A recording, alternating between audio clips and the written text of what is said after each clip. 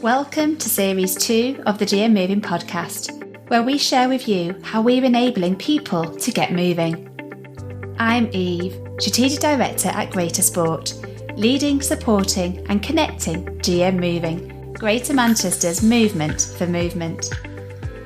Supported by investment from Sport England, Greater Manchester partners have been taking a whole system, place-based approach to embed physical activity into everything, for happier, healthier, more connected communities and active lives for all. In each episode, we share stories of what this looks like in action in each of the 10 boroughs of Greater Manchester. In today's episode, I'm in Manchester Central Library with Pete from Salford, and I'm rejoined by Nicole, one of my Greater Sport colleagues from the Central GM local pilot team. Before the COVID-19 pandemic, Active Lives data showed that adult physical activity levels in Salford were above the Greater Manchester average after a significant increase year on year since 2015. The data, however, paints a different picture for children and young people, with activity levels for young people in Salford amongst the lowest in Greater Manchester, especially amongst secondary school aged girls. So, let's get straight to it and find out what's being done to design moving back into people's lives. I start by asking Pete why moving matters to him.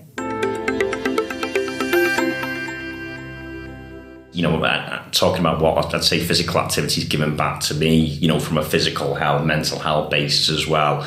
It's something I'm really, really passionate about. So I'm really glad that I'm able to, bring that passion into my professional life as well. So, in a way, it's kind of a dream job, really. I'm really lucky and I'm glad to be sat here talking about it. I think out of anything that anybody can do around the health and what we can do to actually support population health as well, moving and physical activity just ticks so many boxes, but in a good way, not in a sort of statutory way. If we talk about other things around managing other lifestyle behaviours, it can sometimes be done on a more sort of deficit-based model, whereas I think anything to do with physical activity, where we're talking from a prevention basis, where we're actually talking about reducing the risk of people becoming ill, and we're talking about strengthening communities or even then managing conditions as well, it's an absolute no-brainer for me. It is a kind of common theme that people will talk about their own personal experience of what physical activity has brought for them, and it's different, isn't it? Everyone's got a different story. So, how do you like to move? How do you keep active? At the moment, I'm doing a lot of walking. Unfortunately, I had a little bit of a knee injury just after Christmas, so I've really been doing quite a lot of knee rehab, going to physio around to manage that. But I like walking anyway, so I will try and get out for at least an hour's walk a day, sometimes longer at the weekend. I'll try and take my children, or at least one of my children, with me when I can as well. And I think it's really good to get them used to sort of being in the outside world within their own community, getting a love and a sense of place within their local parks and even just sort of, walking around urban areas as well. It's something free that we can do as a family, and it's something I really love doing. When I can run as well, running's great for headspace, just for time for myself. I love my music as well, so I like listening to music when I'm out running. And a podcast? Yeah, I'm always a little bit behind trends with technology and media, so yeah, I'll get there eventually, Eve. Fantastic. And what about you, Nicole? I love that buzz after you've gone for a walk, or you've gone for a run, or done a team sport or whatever. But I think for me personally, there's a couple of reasons. So I've personally had some struggles with my mental health kind of throughout my life. So I find that moving is a really good way to manage that. Just getting out and going for a walk is great for mindfulness and managing anxiety and things like that. But I've also got a young child, which we've all got kids in the room, so I think we know how full on that is. That's great to have a bit of time to myself. Bringing your kids to the park, or seeing them move in and seeing the joy, the absolute joy that they get out of it. I took my son He's 21 months, and I took him to a local bike track that's recently been built. Wow. And he absolutely loved it, honestly. It was just the smile on his face as he was like going up and down the little ramps. And I mean, to be honest, I couldn't get him off it. It was, One more. Yeah, exactly. How old are your kids again, Pete? I've got a little boy who will be 18 months in a few days, and I've got a little girl who's 7, 7.5 now. So yeah, time flies. I saw a family in my local park with a Kangaroo e-bike full of the party bags, so they were absolutely capitalising on the fact they could have the kids' party in the park for free, use and hire a local e-bike, put all the kids' stuff in there, and I was like, there you go, jobs are good. And Absolutely. so there's a tip for you. Yeah. Teddy's birthday's coming up. It's a great shout. Excellent. Well, but I think this is, where we're going to with the cost of living crisis. The point is, with sort of the climate change and living sustainably as well. And, we're not saying that anyone, people have to be sort of locked within the local area all the time. But I think going back to basics, and it doesn't cost anything to be able to go to your local park or your local green spaces. I was horrified, the other day. My wife was taking my daughter to a party at a theme park, and luckily she didn't have to pay to get in. But even just the price of an adult to get in, especially when we're talking about some, the target populations that we want to be enabled to become more active. We need to be realistic about using those assets that we've got, but making them welcoming, making people actually get a sense that they want to be in there with the friends and family, and that's a big job in itself, and it's a big challenge. And I hate using the word journey in this context, but it is a big sort of journey to go on. Come on, it's all the joy of the journey. We're all okay with that piece. But there's some kind of key points there already, aren't there, around how this does help us, a greener Greater Manchester, more sustainable place. Absolutely. Often, if you live a sedentary lifestyle, you're more likely to contribute to high carbon emissions. Your point there around cost of living crisis and poverty, we know that. If you can access quality green spaces, if you can walk and cycle and wheel and get about, then that's stuff that really does help reduce costs. But we need to make sure that's for everyone, don't we? And those benefits that you both talked about for your physical and your mental health. So it really is like a bit of a miracle pill, isn't it, as people describe? So to dig in a little bit to your role and what this is all about. So you're the locality lead in Salford for what we currently call the local pilot. So tell us a little bit about what does that mean and what's your role? So my role within the local pilot, originally going back a little bit of time, was I was sort of local authority and public health provider, the health improvement service, working on our role within that. And then in December 2020, I moved into this role within our public health team, and sort of inherited the leadership of the local pilot. So I knew a little bit about it, and I knew what my role in that was within the health improvement service. But then obviously I've taken over the coordination of it, and then obviously had to learn a lot about obviously the dynamic of sort of GM moving, local authorities, but the priorities around that and how that fits into our local strategy as well moving forward. Because it's my responsibility to have a really workable strategy of an equitable approach towards getting people to move more. Our pilot was and is a sort of multifaceted, multi-partnership approach. We've got the youth service, we've got our local leisure provider, Salford Community Leisure, we've got our health improvement services I've already mentioned as well. We've got wider providers involved with that as well, but we've also got key partners in our CVS and another community social enterprise, which you'll both be aware of, because we're very active in Greater Manchester, and a lot of the learning, it's beyond Empower, formerly Empower You. So there's been lots of work we've been doing around that. CVS have had activation funds of working with the local community to actually identify our target audience, which was children and young people, which was by the basis of our active lives data, which we know doesn't tell the whole story. Up until the pandemic, our active lives data was some of the best in Greater Manchester, which, considering that we've got sort of higher levels of deprivation and poverty and some of those social challenges compared to some of the other areas, was quite a feather in our cap, really, I'd say, and something we could be proud of as a city. But our children, young people's data, considering we've got a really, really good leisure offer, we've got really, really good equity of how many sports clubs we've got an excellent school sport Sports Partnership, which is a wider partner of, you know, and a key contact within the local pilot. But despite all those things, our children and young people data was some of the worst in Greater Manchester, and by that was also lower than the England average as well. And of course, that old sort of chestnut we've still got to crack as well. But, you know, there was the gender gap as well, the gender activity gap, especially in adolescent girls, which is why we chose those as an audience out of the ones, you know, which were available to sort of bid for. So CVS worked with groups that were in contact with girls and young women, or even individuals who wanted to sort of be more active or were socially isolated as well, and actually offered out grants to apply for. And there was a number of grants given out, and obviously that's been monitored, working in partnership with local high schools, you know, like the Co-op Academy and others as well, to actually identify young girls who would really benefit from being more physically active, who may have issues potentially, you know, around attendance, or, you know, or potentially around, you know, behaviour, which is all informed obviously by other things, by wider determinants and social determinants, and actually bringing them into the youth centre as in the den, getting them involved in boxing, getting them involved in using green spaces. But rewinding a bit, what's really, really important is that is all done in the spirit of co-production, giving them that youth voice, and actually asking them, you know, what do they need to become more physically active? What do they want to try? What are the barriers and how can we get past them? So it was a really, really good, I don't want to use consultation as a word, but it was a really good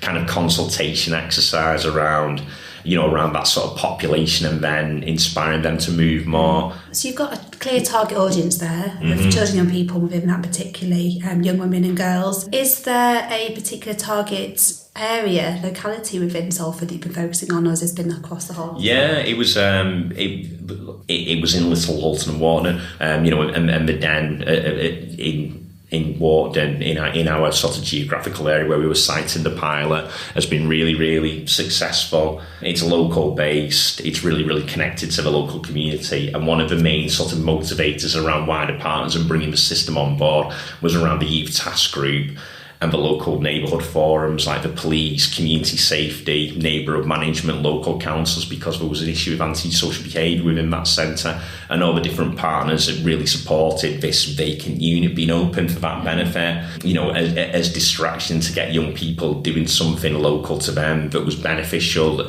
rather than, you know, being involved in, you know, in some of this sort of ASB and low-level crime. But naturally, some of our work has gone wider.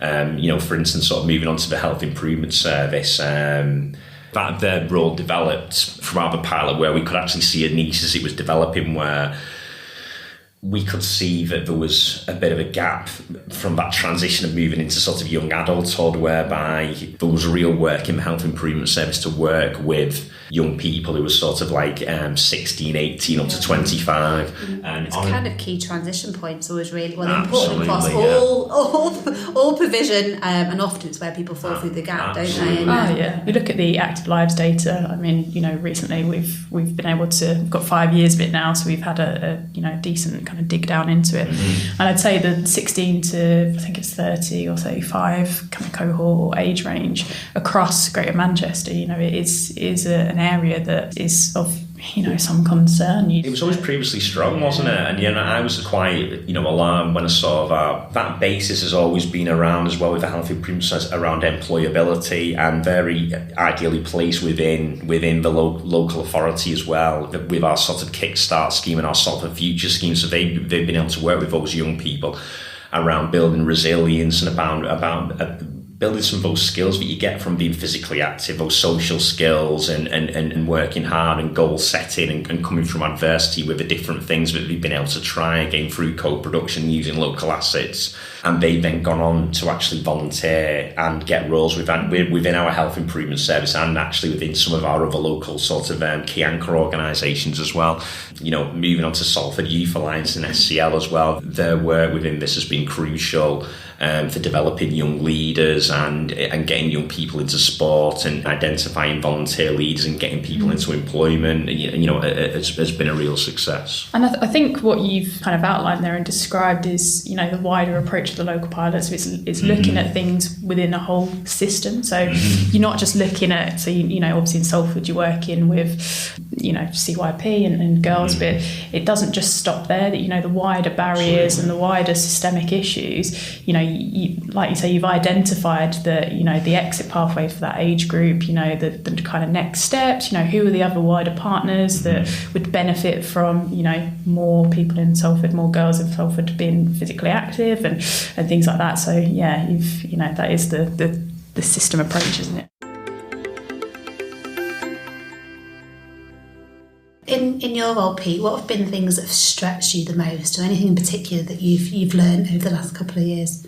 When I've actually got sort of deeper down into sort of the conversations from the engagement around the physical activity framework in Salford, it's around those sort of really, really specific sort of cultural barriers, for some of our more diverse and underserved communities, and actually sort of what really, really deep dive into what's leading into those inequalities, and working with things like colleagues from the Greater Manchester sort of Disability Partnership and others as well, and around the disabled cycling is actually how much our built environment still needs to develop. And we're quite far on with this in Salford, especially some of the consultancy, but we'll get onto in a bit, and the work that Beyond Empower have done with our parks and green spaces and our sort of environments and highways teams. But actually how much there's still sort of systemic issues within society where potentially there's almost that sort of institutionalized ableism, is that a right phrase to use?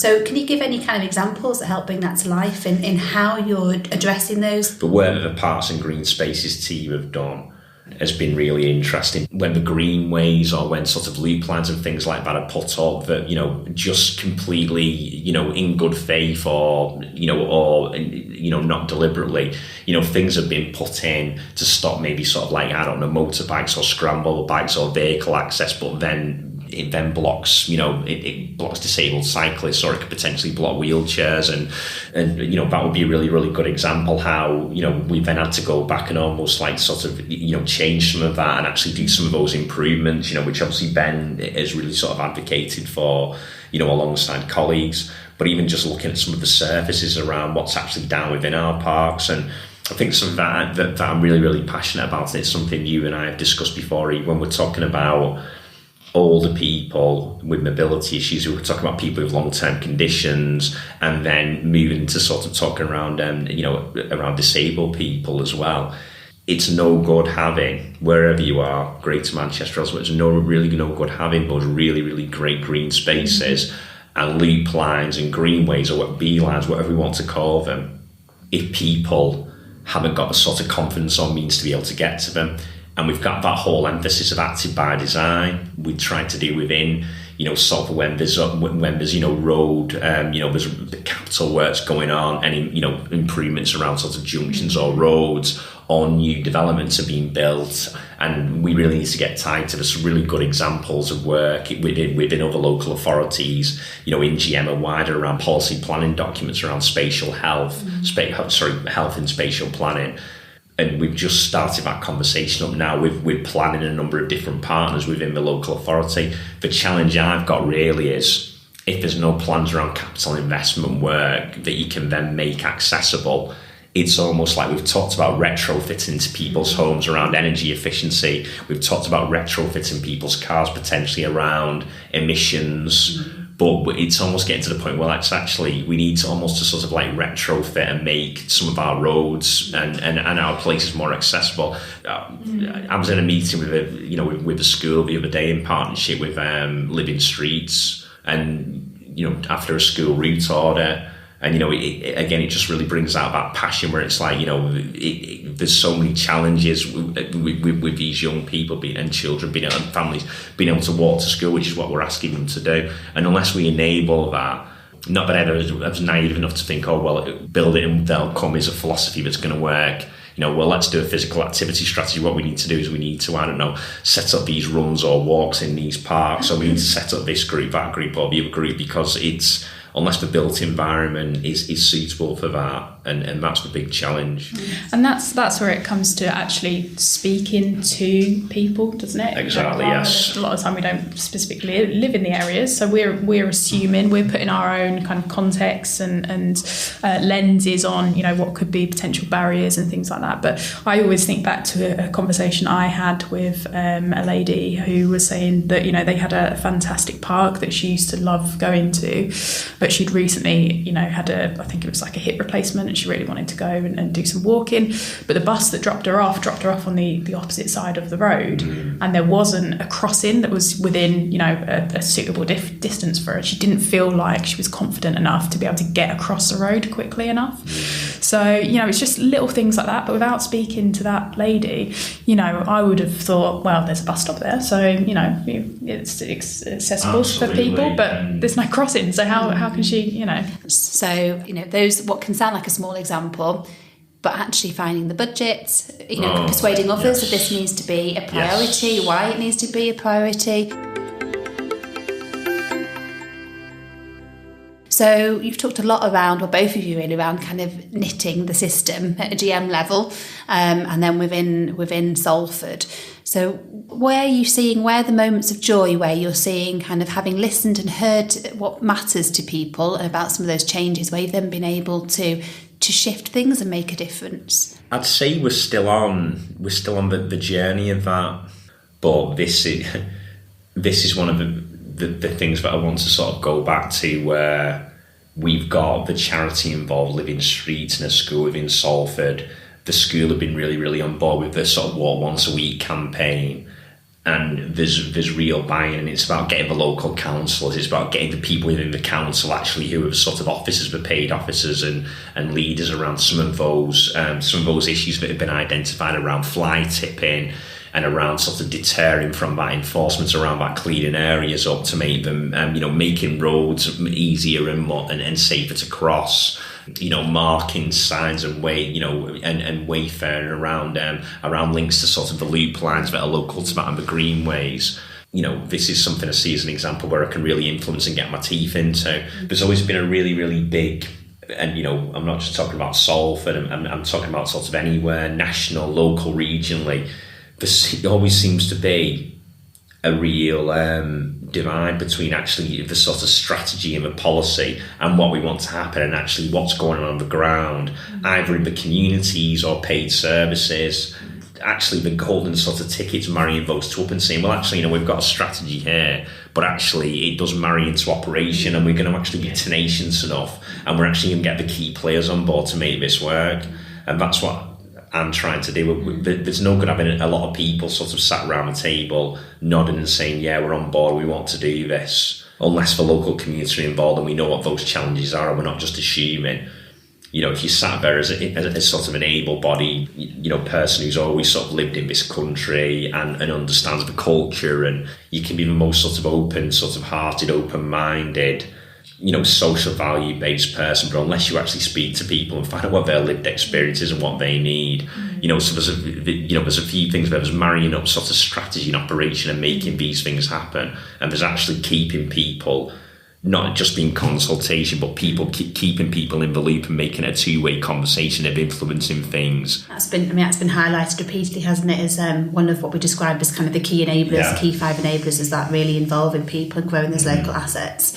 And that challenge that you speak to there, of that implementation gap, crops up, doesn't it, across GM? So any reflections? I can see you sighing now in the corner, Nicole, so go on, what are your thoughts? No, I mean, it's all, you know, it always comes from a good place, doesn't it? I think, you know, when we create these strategies, and, you know, we're always kind of trying to do the best for our communities and the people that live in Greater Manchester, but like you've touched upon there, how does that actually resonate with those people that are living within those areas? And you know, a lot of the time these strategies, they don't actually really mean anything to them either. You know, it's not, if they've not been involved with it, they don't, you know, they would never be able to refer on it or anything like that. So yeah, it's a challenge, but there are ways, and, you know, we have seen lots of different examples of communities and community groups, and particularly the voluntary sector, you know, getting, you know, their kind of key community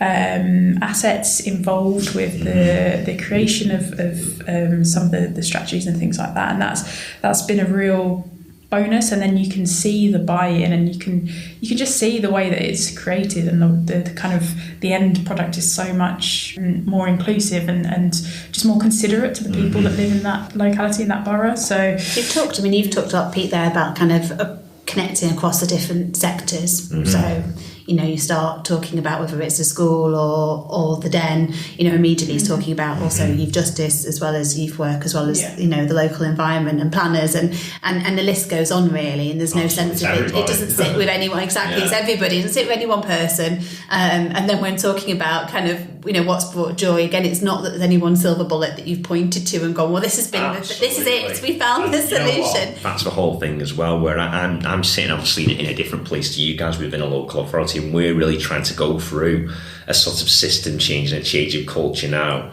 where our Director of Public Health, Moona, is saying to the rest of the council, for starters, but then wider, saying, we may be the public health team. You talk about physical activity being sort of one thing in my portfolio amongst a number of other things. I'm one person. I can't sort of enact these strategies on my own. I think that's sometimes where there's been an issue with sort of public health, and I'm not talking about in sort of Salford per se, but everywhere, where you can be sat there sort of making decisions and putting strategies out, but unless you actually get buy-in and say, well, hang on a minute, well, actually, you know what, unless, let's say, Salford Community Leisure, the youth service, everybody really needs themselves, see themselves as the wider part of the public health workforce, and actually take ownership and say, well, you know what, this actually, you are doing public health work. It's not me doing public health work. I'll put maybe set the agenda in consultation with you and local people of where we want to go and get that vision going. But it's you guys who are going to do it. If it's just left to me, nothing's going to happen. Getting that buy-in and that collective leadership seems to be just kind of crucial in terms of what your job is, really. So involving people, providing that agency from people on the ground in communities, and influencing up and across in all directions, and bringing people together. Obviously, it's been hard to bring people together the last 2 years, but you seeing now, I guess, in helping close that gap, that you can be the bridge, can't you, sometimes between those different layers effectively of the system, and then there's times when you can bring them together. So are there any things, I guess, you've got coming up, or anything that's going on that's just helping, you think, to close the gap between residents and communities and maybe your most kind of strategic leaders, senior leaders in Salford? I would say the one thing that I'm sort of like excited about, as far as and this really links into the local pilot as well, is the fact that we've got, as well as our health improvement service, which is a big mainstay within our community development, and we'll be doing a lot of the frontline public health work. We've also got, if we were talking about bridging that gap between actual public health strategy and public health delivery and engagement with communities, like a lot of other areas of Greater Manchester and probably throughout the country, been brought on by COVID as a need of actually raising vaccinations and getting buy-in and some of that sort of myth busting. We've actually got a public health engagement and inclusion team, and I can really see a lot of the work. One of the main pillars of a strategy is active communities, and they are going to be really, really crucial if you're saying that whole thing of actually that bridge between actually what the community wants and feeding into strategy and feeding into actually the bigger picture as well, and keeping that conversation going. And they're really going to help structure that. They're a really, really diverse team. There's learning there from Bolton, where they've actually, part of their wellbeing strategy.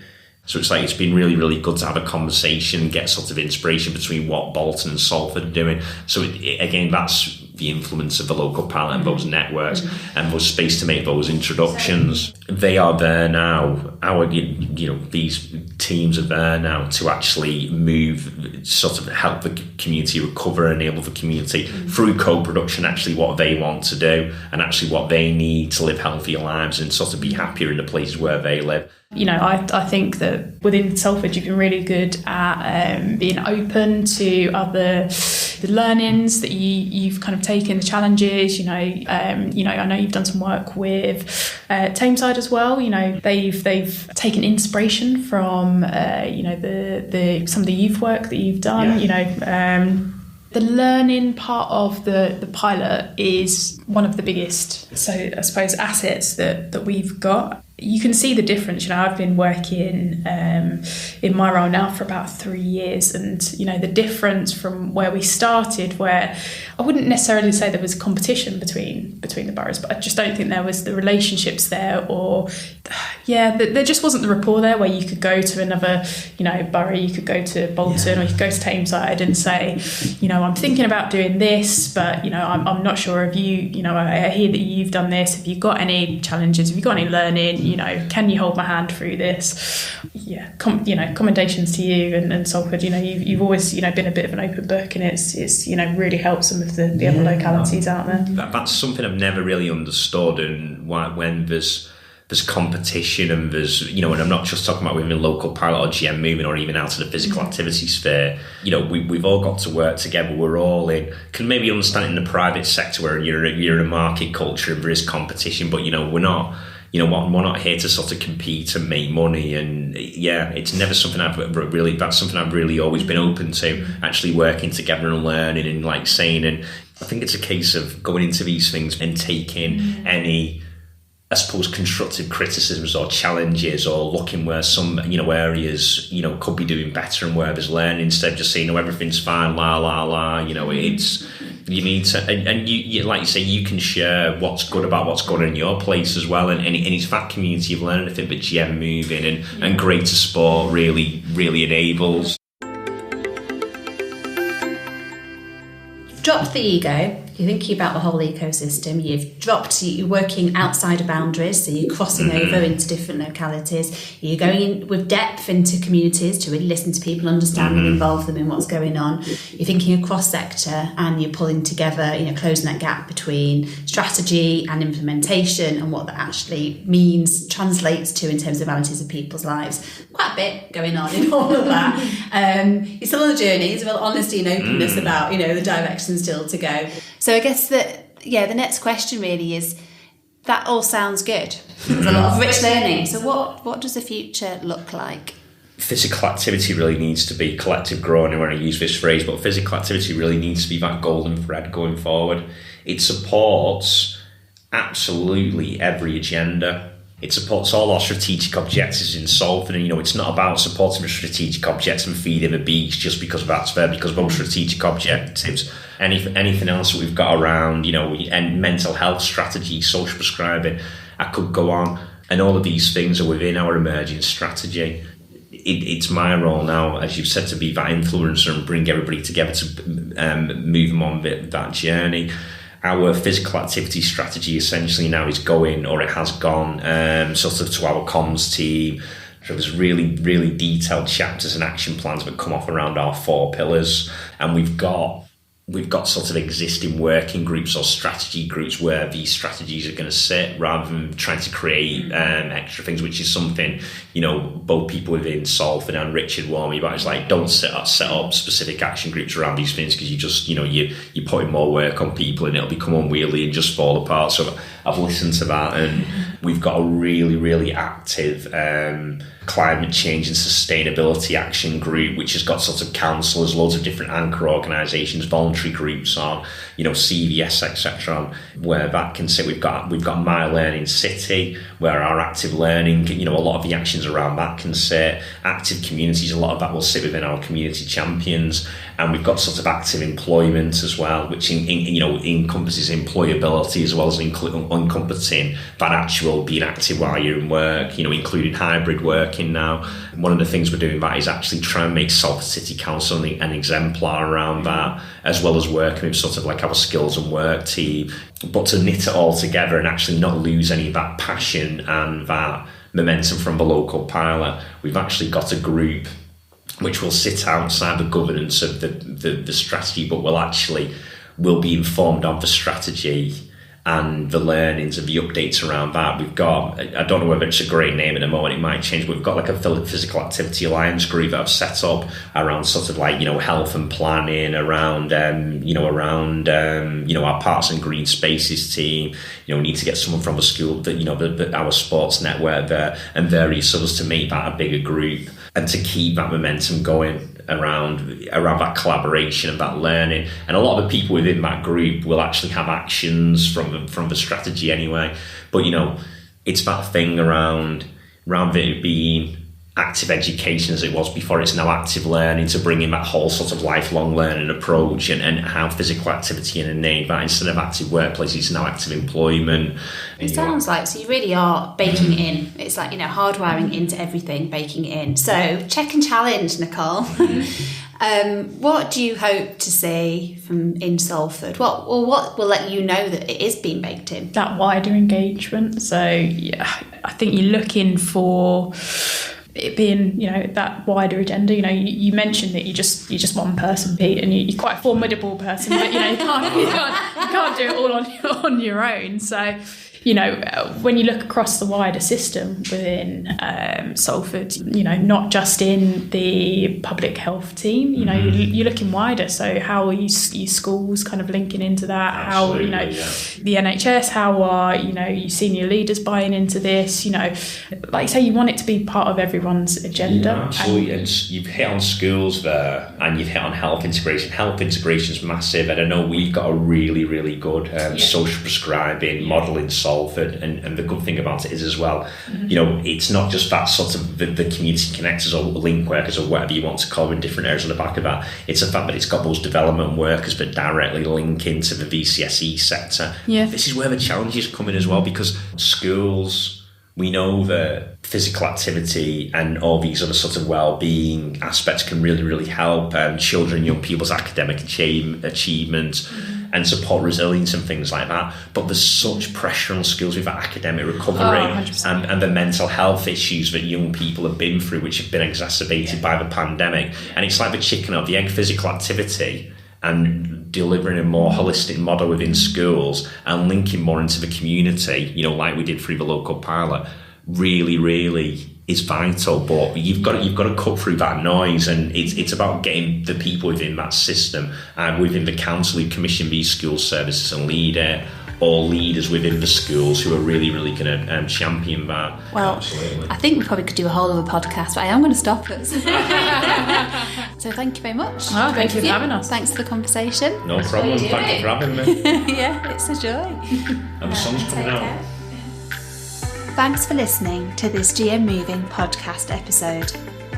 We've heard how moving matters to everybody and how we can all play a role to design moving back into everyday life. Now, we'd love to hear how you keep moving and the ways you are supporting others to live an active life. You can contact us on our socials. We're on Facebook and Twitter. Just search Greater Sport and don't forget the hashtag #DMMovingInAction. Please do share this episode with people and organisations who will find it useful. And join the movement for movement. A big thank you to everyone who's investing in this work and playing their part to test, to learn and to make this happen. This series is a Mike Media production.